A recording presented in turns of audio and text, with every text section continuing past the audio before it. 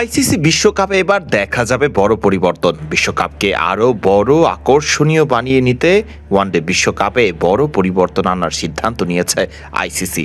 2028 টি-20 বিশ্বকাপেও বেশি দলের সুযোগ থাকবে বিশ্বকাপে অংশ নেয়ার।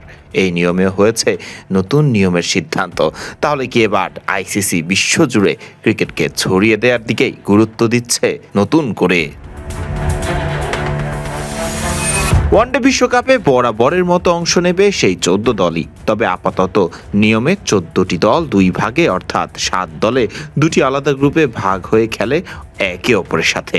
সেখান থেকে সুপার 6, তারপর সেমিফাইনাল এবং ফাইনাল। নতুন নিয়মে বিশ্বকাপ শুরু হবে একটি নতুন সুপার সিরিজ নামের ফরম্যাটের মাধ্যমে। কি এই সুপার সিরিজ?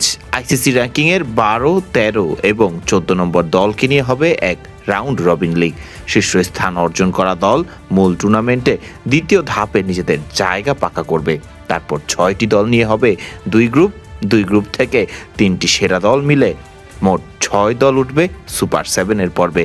আর সেখানে সপ্তম দল হিসেবে যোগ দিবে 2 গ্রুপ মিলিয়ে র্যাঙ্কিংয়ের বিচারে এগিয়ে থাকা দলটি। সুপার 7-এ সবাই খেলবে সবার বিপক্ষে, অর্থাৎ সবাই পাবে 6টি করে ম্যাচ।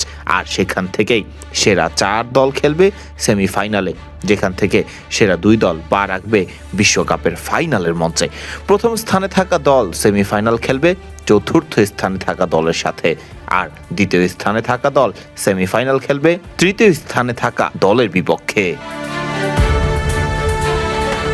শুধু এই নয়, টি-20 বিশ্বকাপেও বাড়বে দলের সংখ্যা। তুলনামূলক নতুন করে যুক্ত হয়ে ক্রিকেটে যুক্তরাষ্ট্র, নেদারল্যান্ডস সহ ইতালির মতো দেশগুলো রীতিমতো বাধ্য করেছে আইসিসিকে টি-20 বিশ্বকাপ নিয়ে নতুন করে ভাবতে।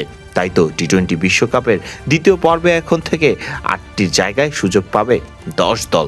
5 গ্রুপে 4টি করে থাকবে দল।